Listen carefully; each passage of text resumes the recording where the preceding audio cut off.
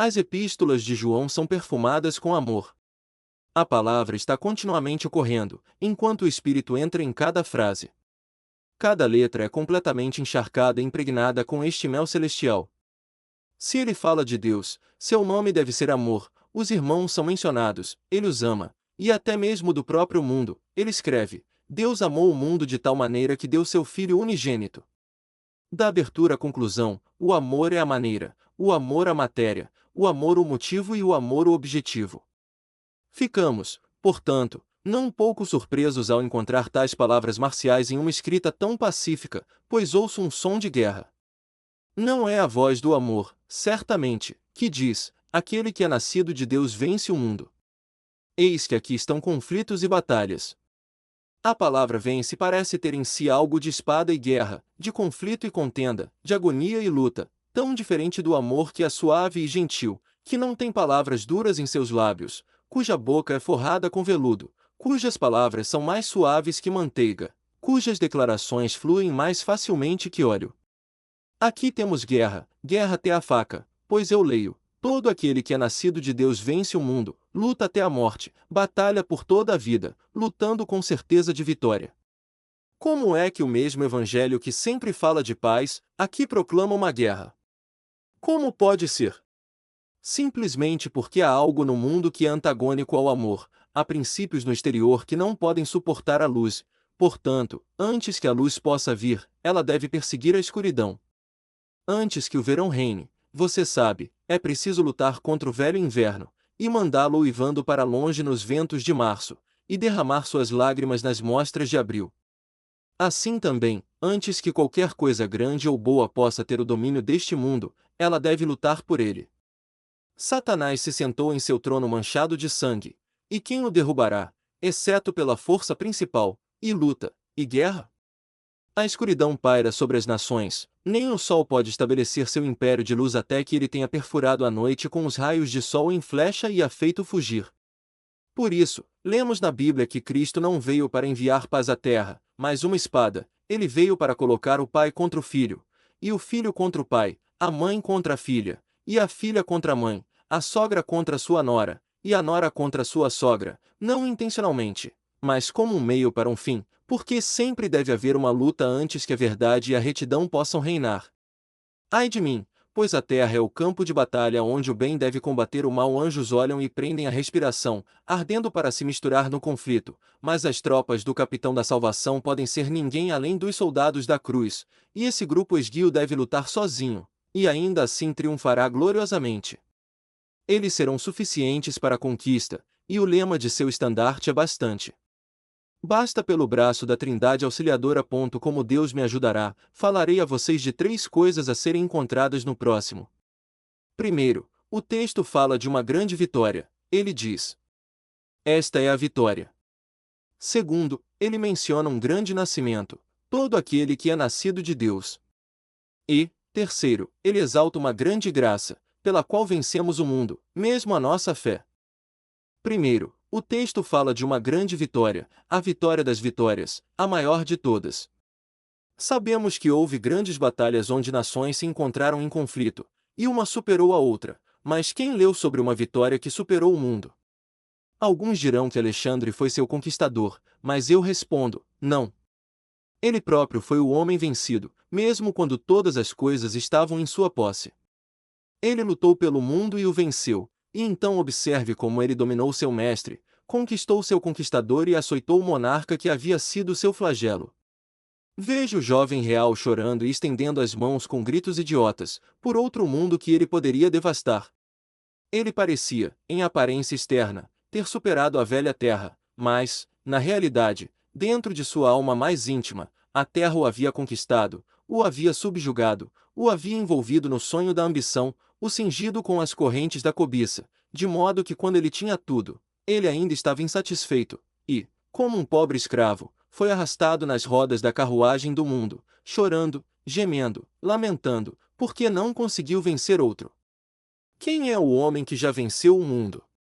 Que ele se apresente, ele é um tritão entre os peixinhos, ele ofuscará César, ele superará até mesmo nosso próprio Wellington recentemente falecido, se ele puder dizer que venceu o mundo. É algo tão raro, uma vitória tão prodigiosa, uma conquista tão tremenda, que aquele que pode alegar tê-la vencido pode andar entre seus companheiros, como Saul, com cabeça e ombros muito acima deles.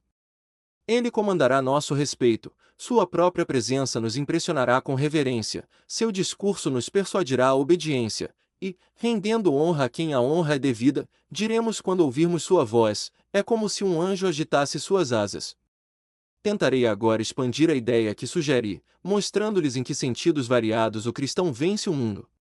Uma batalha difícil, senhores, eu lhes asseguro, não uma que cavaleiros de tapetes possam vencer, nem uma escaramuça fácil que ele possa vencer, que correu para a batalha em algum dia ensolarado, olhou para o exército, então girou as rédeas de seu corcel e desmontou delicadamente na porta de sua tenda de seda, não uma que ele ganhará, que, apenas um recruta inexperiente hoje, veste seus regimentais e tolamente imagina que uma semana de serviço garantirá uma coroa de glória. Não, senhores, é uma guerra para toda a vida, uma luta que precisa do poder de todos esses músculos e desse coração forte, uma disputa que vai querer toda a nossa força, se quisermos ser triunfantes, e se sairmos mais do que vencedores, será dito de nós. Como Hart disse de Jesus Cristo, ele tinha força suficiente nenhuma para poupar, uma batalha na qual o coração mais forte pode se encolher, uma luta na qual os bravos poderiam tremer, se ele não se lembrasse de que o Senhor está do seu lado, e, portanto, a quem ele temerá? Ele é a força de sua vida, de quem ele terá medo? Esta luta com o mundo não é de força principal, ou poder físico, se fosse, poderíamos vencê-la em breve, mas é ainda mais perigosa pelo fato de ser uma luta de mente, uma disputa de coração, uma luta do espírito, uma luta da alma.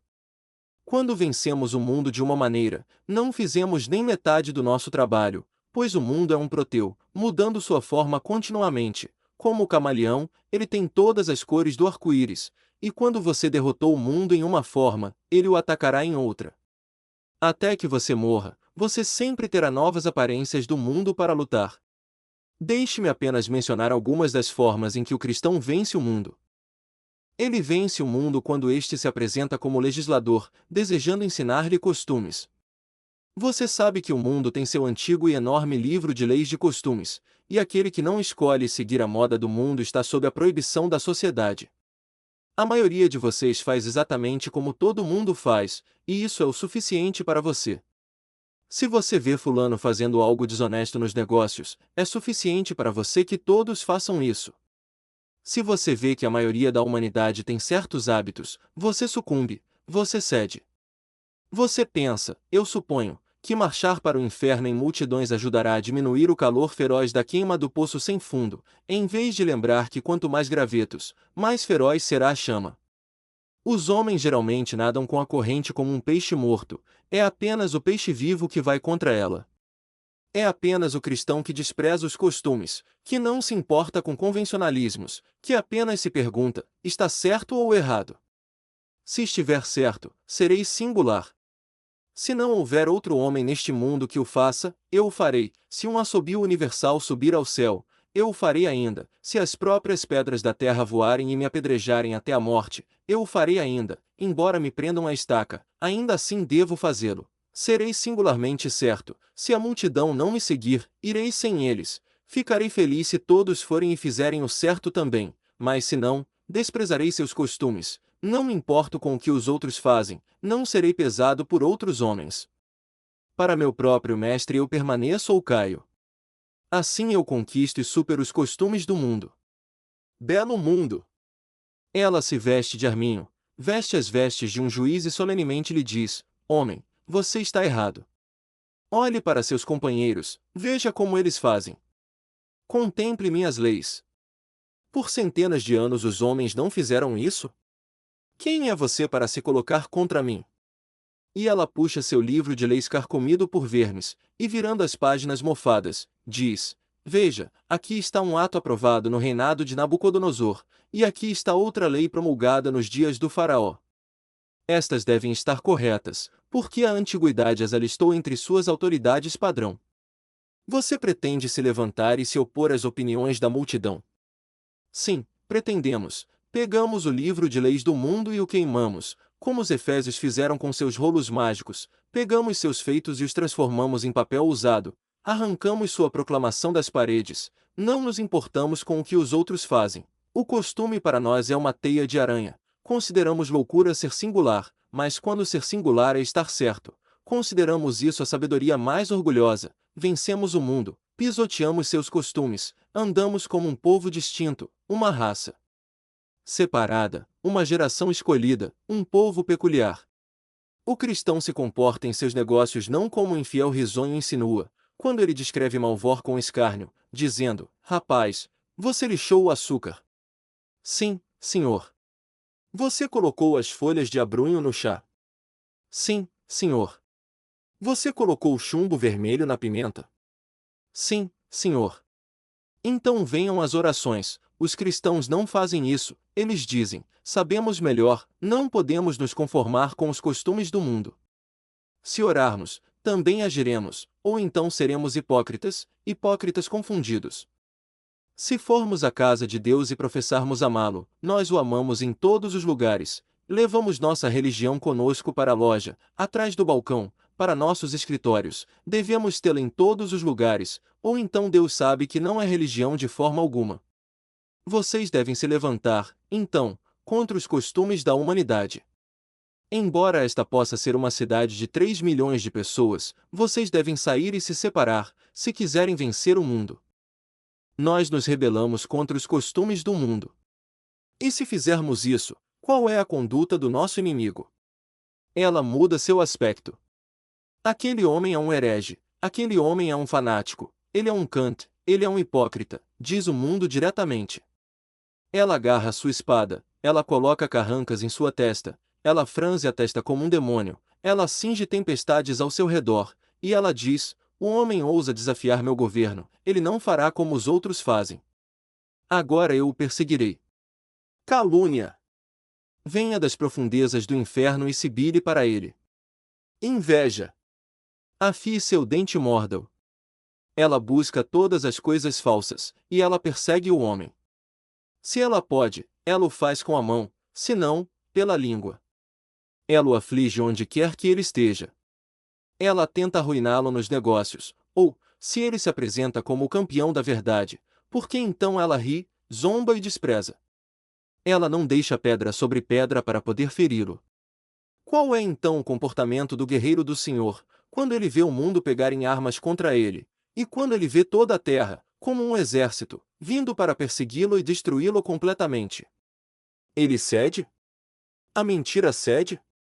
Ele se curva? Ele se encolhe? Oh, não! Como Lutero, ele escreve cedo no Li em sua bandeira: eu não me rendo a ninguém, e ele vai à guerra contra o mundo. Se o mundo vai à guerra contra ele, que a terra esteja toda em armas no exterior, ele habita em perfeita paz. Ah! Alguns de vocês, se tivessem uma palavra dita contra vocês, desistiriam imediatamente de sua religião, mas o Filho legítimo de Deus pouco se importa com a opinião do homem.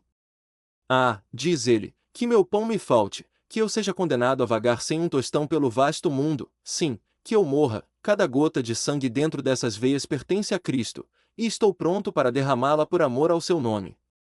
Ele considera todas as coisas como perda, para que possa ganhar a Cristo, para que possa ser encontrado nele, e quando os trovões do mundo rugem, ele sorri para o tumulto, enquanto cantarola sua melodia agradável: Jerusalém, meu lar feliz, nome sempre querido para mim. Quando meus labores terão fim em alegria e paz, e em ti.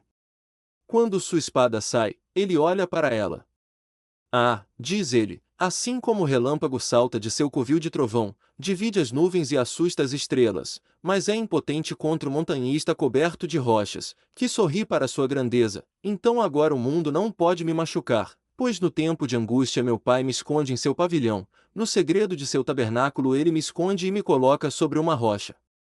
Assim, novamente, conquistamos o mundo, não nos importando com suas carrancas. Bem, diz o mundo, tentarei outro estilo, e este, acredite em mim, é o mais perigoso de todos. Um mundo sorridente é pior do que um carrancudo. Ela diz: não posso golpear o homem com meus golpes repetidos, tirarei minha luva de malha, mostrando a ele uma bela mão branca, pedirei que a beije. Direi a ele que o amo, vou bajulá-lo, falarei boas palavras para ele. John Bunyan descreve bem esta Madame Bumble. Ela tem um jeito cativante, ela sorri no final de cada uma de suas frases, ela fala muito de coisas bonitas e tenta vencer e cortejar. Oh, acredite em mim, os cristãos não correm tanto perigo quando são perseguidos quanto quando são admirados. Quando estamos no auge da popularidade, podemos muito bem tremer e temer. Não é quando somos vaiados e vaiados que temos qualquer motivo para ficar alarmados, é quando somos embalados no colo da fortuna e amamentados nos joelhos do povo, é quando todos os homens falam bem de nós, que ai de nós. Não é no vento frio do inverno que tiro meu casaco de retidão e o jogo fora, é quando o sol nasce, quando o tempo está quente e o ar ameno, que eu descuidadamente tiro minhas vestes e fico nu. Bom Deus! Quantos homens foram despidos pelo amor deste mundo? O mundo bajulou e aplaudiu, ele bebeu a bajulação, era uma bebida inebriante, ele cambaleou, ele pecou, ele perdeu sua reputação, e como um cometa que outrora brilhou no céu, vagueia longe no espaço e se perde na escuridão, assim ele, grande como era, ele cai, poderoso como era, ele vagueia e se perde. Mas o verdadeiro Filho de Deus nunca é assim, ele está tão seguro quando o mundo sorri, como quando franze a testa, ele se importa tão pouco com o elogio dela quanto com o desprezo dela. Se ele é elogiado, e é verdade, ele diz, meus feitos merecem elogios, mas eu refiro toda a honra ao meu Deus. Grandes almas sabem o que merecem de seus críticos, para elas, não é nada mais do que dar sua renda diária. Alguns homens não conseguem viver sem uma grande quantidade de elogios, e se eles não têm mais do que merecem, deixe-os ter. Se eles são filhos de Deus, eles serão mantidos firmes, eles não serão arruinados ou estragados, mas eles ficarão com pés como os pés das servas em lugares altos. Esta é a vitória que vence o mundo. Às vezes, novamente, o mundo transforma um carcereiro em um cristão.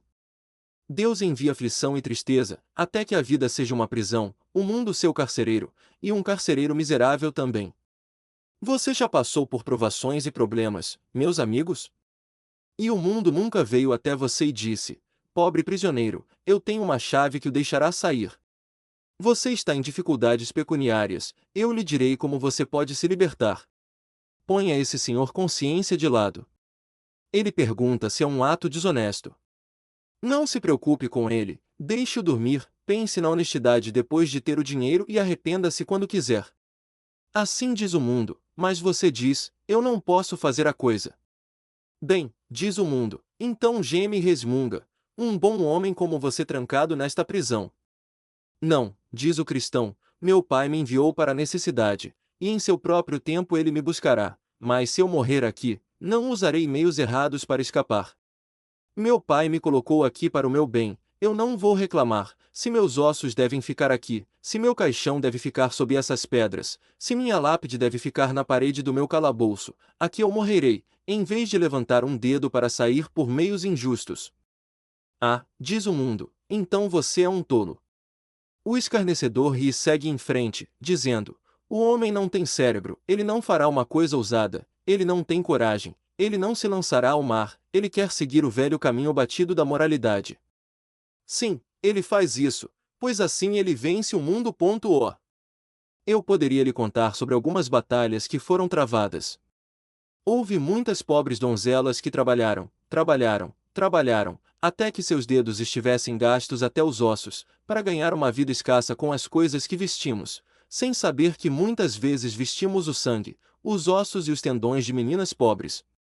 Aquela pobre menina foi tentada 1000 vezes, o maligno tentou seduzi-la, mas ela lutou uma batalha valente, severa em sua integridade, no meio da pobreza ela ainda se mantém de pé, clara como o sol, bela como a lua e terrível como um exército com bandeiras, uma heroína não conquistada pelas tentações e seduções do vício.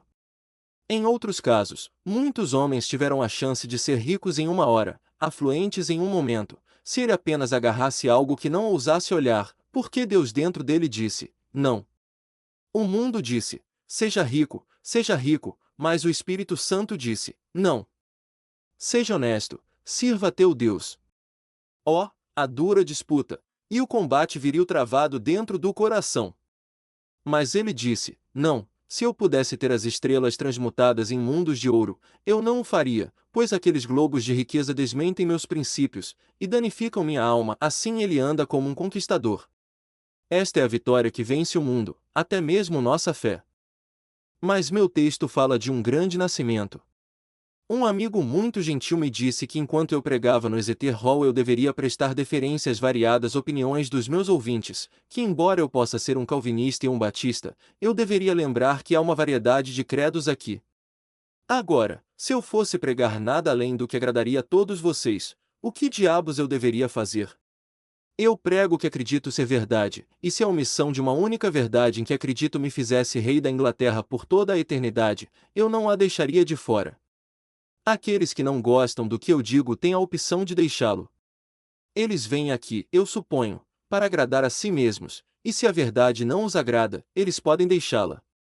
Eu nunca terei medo de que um público britânico honesto se afaste do homem que não se apega, gagueja e gagueja ao falar a verdade. Bem, agora, sobre este grande nascimento. Vou dizer talvez uma coisa dura, mas ouvi o Sr. J. dizer antes de tudo. Alguns dizem que um novo nascimento acontece em um batismo infantil, mas eu me lembro daquele venerável patriarca dizendo: o papado é uma mentira, o puseísmo é uma mentira, a regeneração batismal é uma mentira. É assim. É uma mentira tão palpável que mal consigo imaginar que os pregadores dela tenham algum cérebro em suas cabeças. É tão absurdo à primeira vista, que um homem que acredita nisso se coloca abaixo do alcance de um homem de bom senso. Acredite que cada criança por uma gota de água nasce de novo. Então aquele homem que você vê no ringue como um lutador de boxe nasce de novo, porque aquelas gotas santificadas uma vez caíram sobre sua testa infantil. Outro homem jura, eis que ele está bêbado e cambaleando pelas ruas. Ele nasceu de novo. Um belo nascimento de novo. Acho que ele quer nascer de novo outra vez. Uma geração como essa só o prepara para o diabo, e por seu efeito ilusório, pode até mesmo torná-lo 7 vezes mais filho do inferno. Mas os homens que amaldiçoam, e xingam, e roubam e furtam, e aqueles pobres coitados que são enforcados, todos nasceram de novo, de acordo com a ficção desta bela igreja puseíta. Fora com isso! Fora com isso! Ah, Deus envia algo melhor do que isso aos corações dos homens, quando ele lhes envia um novo nascimento. No entanto, o texto fala de um grande nascimento. Todo aquele que é nascido de Deus vence o mundo. Este novo nascimento é o ponto misterioso em toda religião. Se você pregar qualquer outra coisa, exceto o novo nascimento, você sempre se dará bem com seus ouvintes, mas se você insistir que para entrar no céu deve haver uma mudança radical, embora esta seja a doutrina da Escritura, é tão desagradável para a humanidade em geral que você dificilmente os fará ouvir. Ah! Agora vocês se afastam se eu começar a dizer a vocês que, a menos que nasçam da água e do Espírito, não podem entrar no reino dos céus.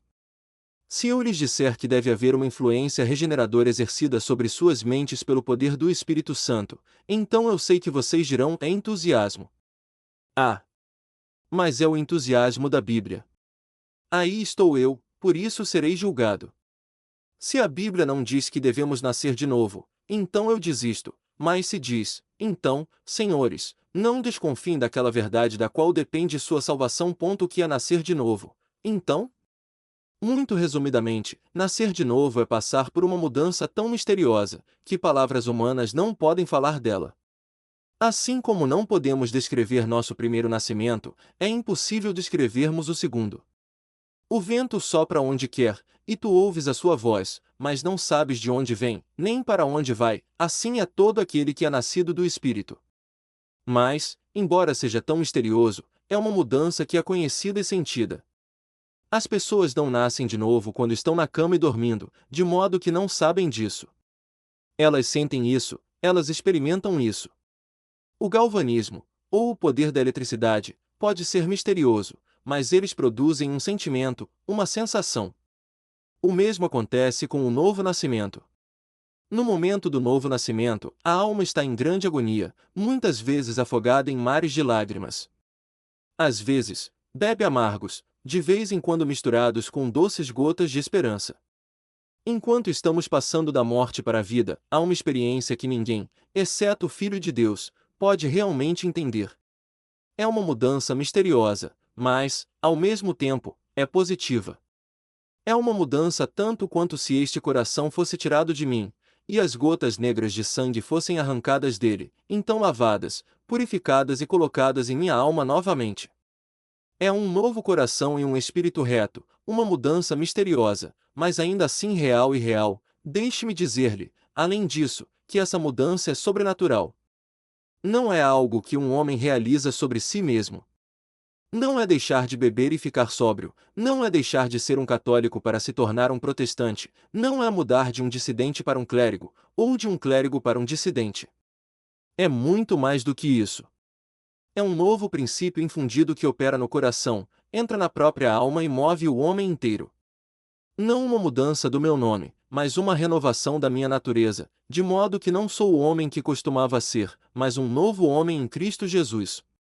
É uma mudança sobrenatural, algo que o homem não pode fazer, e que somente Deus pode efetuar, que a própria Bíblia não pode realizar sem o Espírito de Deus, que a eloquência de nenhum ministro pode realizar, algo tão poderoso e maravilhoso, que deve ser confessado como obra de Deus, e somente de Deus. Aqui é o lugar para observar que esse novo nascimento é uma mudança duradoura. Os arminianos nos dizem que as pessoas nascem de novo, então caem em pecado, se levantam novamente e se tornam cristãs novamente, caem em pecado, perdem a graça de Deus, então voltam novamente, caem em pecado 100 vezes em suas vidas, e assim continuam perdendo a graça e recuperando-a. Bem, suponho que seja uma nova versão da Escritura onde você lê sobre isso. Mas eu li na minha Bíblia que se os verdadeiros cristãos pudessem cair, seria impossível renová-los novamente para o arrependimento. Eu li, além disso, que onde quer que Deus tenha começado uma boa obra, Ele a levará até o fim, e aquele a quem Ele uma vez amou, Ele ama até o fim. Se eu simplesmente fui reformado, posso ser um bêbado ainda, ou você pode me ver atuando no palco. Mas se eu realmente nasci de novo, com essa mudança sobrenatural real, eu nunca cairei. Posso cair em pecado, mas não cairei finalmente. Eu permanecerei enquanto a vida durar, constantemente seguro. E quando eu morrer será dito, servo de Deus, bem feito. Descanse do seu emprego abençoado, a batalha foi travada, a vitória foi conquistada, entre no seu descanso de alegria. Não se enganem, meus amados. Se vocês imaginam que foram regenerados, e tendo se afastado de Deus, nascerão de novo, vocês não sabem nada sobre o assunto, pois daquele que é nascido de Deus não peça. Isto é, ele não peça tanto a ponto de cair da graça, pois ele se guarda, para que o maligno não o toque. Feliz é o homem que é real e verdadeiramente regenerado, e passou da morte para a vida. Para concluir, há uma grande graça. Pessoas que nascem de novo realmente vencem o mundo. Como isso é feito? O texto diz: esta é a vitória que vence o mundo, pela nossa fé. Os cristãos não triunfam sobre o mundo pela razão. De forma alguma. A razão é uma coisa muito boa, e ninguém deve encontrar falhas nela. A razão é uma vela, mas a fé é um sol. Bem, eu prefiro o sol, embora eu não apague a vela. Eu uso a razão como um homem cristão, eu a exerço constantemente, mas quando eu chego à guerra real, a razão é uma espada de madeira, ela quebra, ela estala, enquanto a fé, aquela espada do verdadeiro metal de Jerusalém, corta até a divisão da alma e do corpo. Meu texto diz: esta é a vitória que vence o mundo, a nossa fé.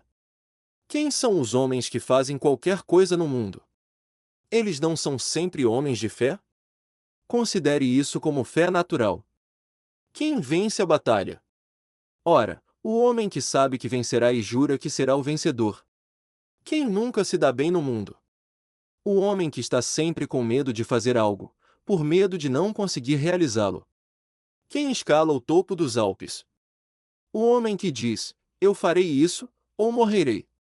Que tal o homem decida que pode fazer algo, e ele o fará, se estiver dentro do alcance da possibilidade? Quem foram os homens que levantaram o padrão e, agarrando-o com mão firme, o sustentaram em meio a conflitos e batalhas tempestuosas? Ora, homens de fé. Quem fez grandes coisas? Não homens de medo e tremor, homens que têm medo, mas homens de fé, que tinham frentes ousadas e testas feitas de bronze, homens que nunca tremeram e nunca tremeram, mas crendo em Deus, levantaram seus olhos para as colinas, de onde vem sua força. Nunca foi feita uma maravilha sobre a terra, mas ela tinha brotado da fé, nada nobre, generoso ou grande, mas a fé era a raiz da conquista, nada bonito, nada famoso, mas seu louvor é a fé. Leônidas lutou na fé humana como Josué na divina. Xenofonte confiou em sua habilidade, e os filhos de Matias em sua causa. A fé é a mais poderosa das poderosas. É a monarca dos reinos da mente, não há ser superior à sua força, nenhuma criatura que não se curve à sua proeza divina. A falta de fé torna um homem desprezível, ela o encolhe tão pequeno que ele poderia viver em uma casca de noz. Dê-lhe fé, e ele é um leviatã que pode mergulhar nas profundezas do mar, ele é um cavalo de guerra, que grita, ahá! Ahá! Na batalha, ele é um gigante que toma nações e as desintegra em sua mão, que encontra hostes, e a espada elas desaparecem, ele amarra feixes de cetros e reúne todas as coroas em seu próprio. Não há nada como a fé, senhores. A fé os torna quase tão onipotentes quanto Deus, pelo poder emprestado de sua divindade. Dê-nos fé e podemos fazer todas as coisas. Quero lhe contar como é que a fé ajuda os cristãos a vencer o mundo. Ela sempre o faz homeopaticamente. Você diz, essa é uma ideia singular. Então talvez. O princípio é que semelhante cura semelhante. Então a fé vence o mundo curando semelhante com semelhante. Como a fé atropela o medo do mundo? Pelo medo de Deus. Agora, diz o mundo, se você não fizer isso, eu tirarei sua vida. Se você não se curvar diante do meu falso Deus, você será colocado naquela fornalha de fogo ardente. Mas, diz o homem de fé, eu temo aquele que pode destruir o corpo e a alma no inferno. É verdade, eu posso temer você, mas tenho um medo maior do que esse. Eu temo desagradar a Deus, eu tremo para não ofender meu soberano. Então um medo contrabalança o outro. Como a fé destrói as esperanças do mundo. Pronto, diz o mundo, eu te darei isto, eu te darei aquilo, se você for meu discípulo. Há uma esperança para você, você será rico, você será grande. Mas, a fé diz, eu tenho uma esperança guardada no céu, uma esperança que não se desvanece, eterna, incorrupta, esperança amarantina, uma esperança dourada, uma coroa de vida, e a esperança de glória supera todas as esperanças do mundo. Ah, diz o mundo, por que não seguir o exemplo de seus semelhantes? Porque, diz a fé, eu seguirei o exemplo de Cristo. Se o mundo coloca um exemplo diante de nós, a fé coloca outro. Ó, siga o exemplo de tal pessoa, ele é sábio, grande e bom, diz o mundo. Diz a fé, eu seguirei a Cristo, ele é o mais sábio, o maior e o melhor. Ela supera exemplo por exemplo, bem, diz o mundo, já que você não será conquistado por tudo isso, venha, eu te amarei, tu serás meu amigo. A fé diz, aquele que é amigo deste mundo não pode ser amigo de Deus. Deus me ama. Então ele coloca amor contra amor, medo contra medo, esperança contra esperança, pavor contra pavor, e assim a fé vence o mundo ao curar semelhantes. Ao encerrar meu discurso, homens e irmãos, sou apenas uma criança, falei com vocês como pude esta manhã. Em outra ocasião, talvez eu possa lançar mais trovões e proclamar melhor a palavra de Deus, mas disto tenho certeza, digo a vocês tudo o que sei e falo sem rodeios. Não sou orador, mas apenas digo o que brota do meu coração. Mas antes de terminar, ó, que eu possa ter uma palavra com suas almas. Quantos há aqui que nasceram de novo? Alguns fazem ouvidos moucos e dizem, é tudo bobagem, vamos ao nosso local de adoração regularmente. Colocamos nossos inários e bíblias debaixo do braço. E somos um tipo de pessoa muito religiosa. Ah, alma! Se eu os encontrar no tribunal do julgamento, lembrem-se de que eu disse, e disse a palavra de Deus, a menos que nasçam de novo, não entrarão no reino dos céus. Outros de vocês dizem, não podemos acreditar que nascer de novo seja uma mudança como vocês falam, estou muito melhor do que costumava ser, não juro agora, e estou muito reformado. Senhores, eu lhes digo que não é uma mudança pequena. Não é consertar o jarro, mas é quebrá-lo e ter um novo. Não é remendar o coração, é ter um novo coração e um espírito correto. Não há nada além da morte para o pecado e da vida para a justiça que salvará suas almas. Não estou pregando nenhuma doutrina nova. Vá aos artigos da Igreja da Inglaterra e leia lá. Às vezes, as pessoas da igreja vêm até mim para se unir à nossa igreja, mostro a elas nossas doutrinas em seu livro de orações, e elas disseram que nunca souberam que elas estavam lá. Meus queridos ouvintes, por que vocês não conseguem ler seus próprios artigos de fé? Ora, positivamente, vocês não sabem o que está em seu próprio livro de orações. Os homens, hoje em dia, não leem suas Bíblias, em sua maioria, não têm religião. Eles têm uma religião, que é toda uma exibição externa, mas não pensam em pesquisar para ver qual é realmente seu significado.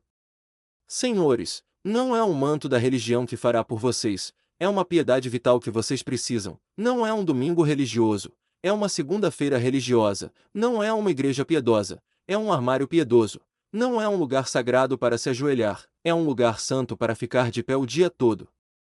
Deve haver uma mudança de coração, real, radical, vital, completa. E agora, o que você diz? Sua fé venceu o mundo? Você pode viver acima dele? Ou você ama o mundo e as coisas dele?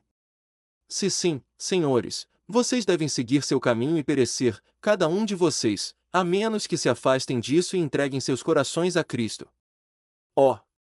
O que você diz? Jesus é digno de seu amor? As coisas da eternidade e do céu valem as coisas do tempo? É tão doce ser um mundano, que por isso você pode se deitar em tormento. É tão bom ser um pecador, que por isso você pode arriscar o bem-estar eterno de sua alma. Oh, meus amigos, vale a pena correr o risco de uma eternidade de infortúnio por uma hora de prazer? Vale a pena dançar uma dança no inferno com demônios uivantes para sempre? Vale a pena desfrutar de um sonho, com um despertar horrível, quando as glórias do céu para aqueles que seguem a Deus? Oh! Se meus lábios me deixassem falar com vocês, meu coração transbordaria em meus olhos, e eu choraria até que vocês tivessem pena de suas próprias pobres almas. Eu sei que sou, em certa medida, responsável por suas almas. Se os vigias não os avisarem, eles perecerão, mas seu sangue será exigido das mãos do vigia.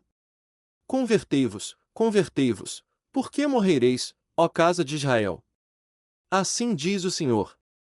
Apaixonados, cheios de suas más vontades, inclinados ao mal, ainda assim o Espírito Santo fala por mim esta manhã, se vos voltardes para o Senhor, com todo o propósito de coração, Ele terá misericórdia de vós, e para o nosso Deus, Ele perdoará abundantemente. Não posso trazer-vos, não posso ir buscá-los. Minhas palavras são impotentes, meus pensamentos são fracos. O velho Adão é forte demais para esta criança puxar ou arrastar, mas Deus fale com vocês, queridos corações, Deus envia a verdade para casa, e então nos alegraremos juntos, tanto aquele que semeia quanto aquele que colhe, porque Deus nos deu o aumento. Deus os abençoe. Que todos vocês nasçam de novo e tenham aquela fé que vence o mundo. Tenho eu aquela fé que olha para Cristo, vence o mundo e o pecado, recebe o profeta, sacerdote e rei e torna a consciência limpa. Se eu possuo esta preciosa graça, todo louvor é devido a ti, se não, eu o busco de tuas mãos, agora concede-o, Senhor, a mim.